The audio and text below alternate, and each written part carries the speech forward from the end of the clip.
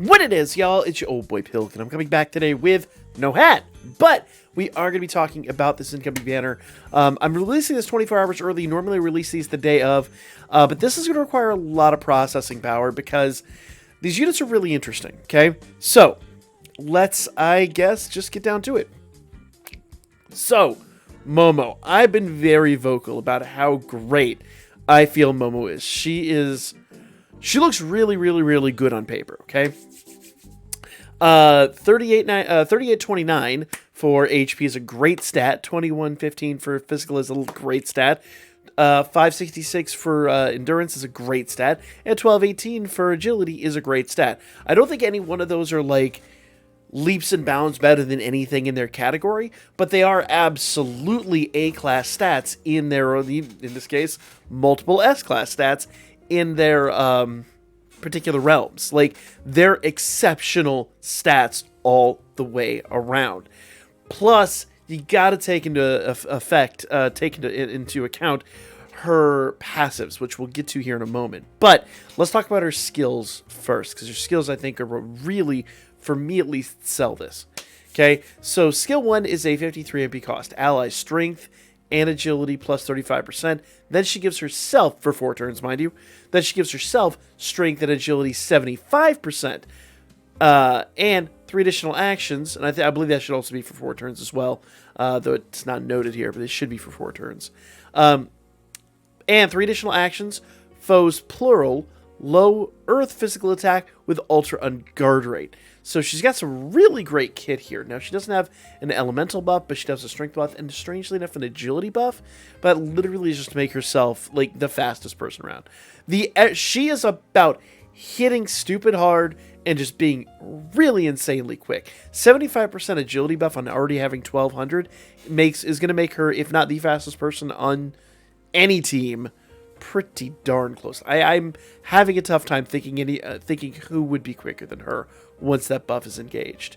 Now, her skill 2 is what really kind of closes the door on anybody else being faster, because she does a foes plural, fast, high earth physical attack with high penetration rate, skill damage 30% per foe, strength, agility, and physical resistance buff. Now, if they buff strength on the adventurer side, or the assist side, because we're really talking war game here, if they have a double, or even we've talked about now with, you know, the extra actions, as we'll see with Hestia here, if they have any one of these skills on an extra action, you could double or even maybe even potentially triple this. That means that 30% with these 3 stats today, strength, agility, and physical resistance all buffed, that becomes 90%. If all 3 of those are buffed on the assist side, that becomes 180%. And an extra 30% if there's any extra actions coming from an assist, which once again we'll talk about with Hestia here in a moment. So a really solid hit, and that's per unit on the team. It goes by their individual buffs, because some units could have buffs, some units might not, and then she removes those buffs. So she'll basically hit for every buff that they have in that realm, strength, agility, or physical resistance. She'll hit 30% harder per buff that's on there, then remove those buffs. She is an absolute beast.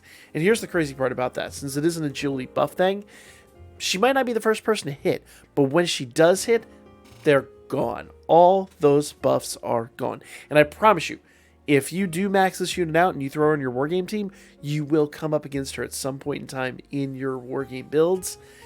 You will want to make sure that your CP is higher than anybody else's.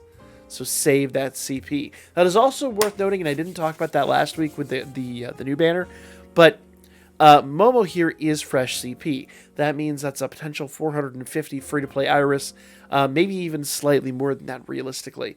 Plus, if you max her out, you know, that's another 80 right there. You're talking a few hundred Iris you could potentially get. Now, to be fair, that is over time.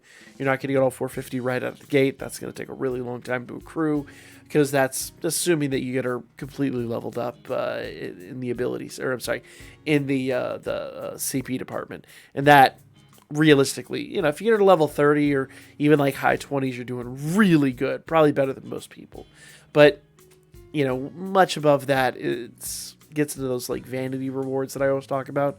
So, but you could honestly, just by acquiring her, earn back as much as you spend on one of those multis, or even a full price multi. So CP wise, she's gonna be worth. Just for war games, she's gonna be worth, and we haven't even gotten to the best part about her. That's not only is she good for war game in any AoE situation, she also does for a skill 3 foe singular super earth physical attack with ultra on guard rate, skill damage plus 70% per self buff skill. That's self. That means that she buffs on the adventure side, she buffs on the assist side. That is going to be a 140% hit. That is insane. And because you control the amount of damage that you're outputting, you could always just make sure you have the buff skills on both the adventure and the assist side before you attack. So you put you in control of hitting really good with that. That means not only is she good for single target or for AoE, she's also good for single target. She will actually work well in Record Buster, believe it or not. So really, really good unit with an insane amount of utility. We do not often see units with this much utility where they'll work with just about any circumstance. Really, really, really nice. Her SA is also insane. Foes plural ultra with physical attack with ultra and guard rate.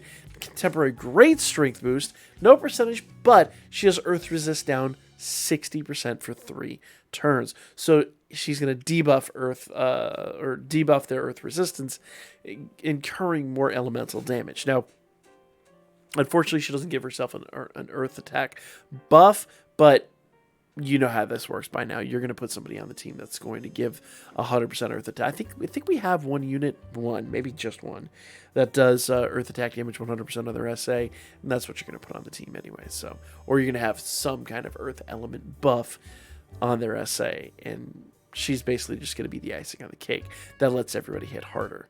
So, really solid unit. Love her. You've got to summon for this unit. Okay? Now, let's talk about Hestia real quick, and we'll talk about one other thing that's really interesting about all this. Okay? So, Hestia. Allies. Shorten physical resist, magic resist, and all elemental resistances by 4 turns.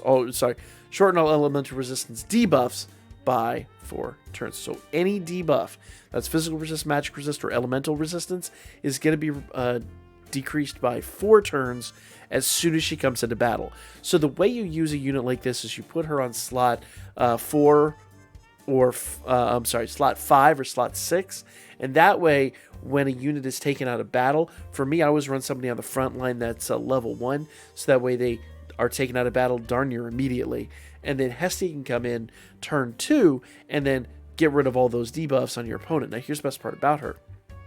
This is the part I really love. This is the part that really sells me on her. 3 instant effects. This is what we were talking about with Momo. 3 instant effects. When attacked, 50% heal. To my understanding is that's to all allies. I believe it's an all allies heal. It's not confirmed, but that is what we are speculating because it's not officially dictated. It seems like it's all. I could be wrong in that, but that would be insane if that's true. But it kind of would be indicative because all of her stats kind of aren't great. Her HP stat is stellar, but every other stat on her is just really lackluster. So I really like her for that heal. She'll be really, really stellar on all teams. And basically what that means is because she can only do that once per turn, that means from when she comes in turn 2, anytime the unit that she's attached to gets attacked, let's say you attach her to Momo. Momo gets attacked. The first time she's attacked, Hestia is going to, basically bounce into action, do that big heal skill, and she'll do that in turn 2, 3, and 4. Or if one attack for whatever reason doesn't hit Momo in one of those turns, it'll obviously go on to the next one. But that basically in Wargame is going to be an insanely annoying technique. Insanely annoying, but it could save you. That skill, that extra action is insane. Insane. So here's the thing, guys. This banner is a no-brainer. This banner is going to cost you 2,800 Iris to summon on, okay? You're talking, you've got 5 pulls at 4K and you've got 4 pulls at, I'm sorry, 4K at 400. You got 4 pulls at 200 and 1 freebie. The first one is free, plus we get a free bond for either one of these units with the Heroic Trials. This is a no-brainer banner, but here's the thing. We are going to have a week reprieve. We just got the Sword Oratoria banner. We're getting a Part 3 banner for this collab incoming, not next week, the week after. So you want to make sure that you save for that, because that banner is going to be worthwhile hitting. Now, if you got all the units off the last banner, and you get Momo off this banner, you're looking at probably right about, if you do pretty well in Wargame this week, you probably are looking at just about enough to complete a summon, or at least get pretty darn close. So I wouldn't lose my mind over that fact, but I would simply say that do bear in mind, 2,800 this week, 2,800 last week, and you will need 2,800 in 2 weeks' time. Though, as I said, I feel confident most people can accrue that. So that is the third. Yes, there is a third banner, and it is coming, like I said, not next week, week after, and you will want to save something for that. We don't know anything about those units, but you know, the units that we got last week, these units are stellar, and because of that, I kind of feel like the units that we get in 2 weeks' time are going to be really good too. So let me know what you guys thought down below. Like, comment, and share. Make sure you guys do something. It is totally and insanely worthwhile. If you are low on Iris and you want to decide what to do, it wouldn't be a bad idea to hold off on this and see, you know, maybe in 2 weeks, 2 weeks from yesterday, we'll get all the information on the new units, and then we can make a decision at that point in time. But still, if you can, at least make sure you give one to Momo before she goes, just for the CP. But I really kind of feel like most people who are going after her are going to be extremely happy they did so. Catch you guys on the next one. All that good stuff.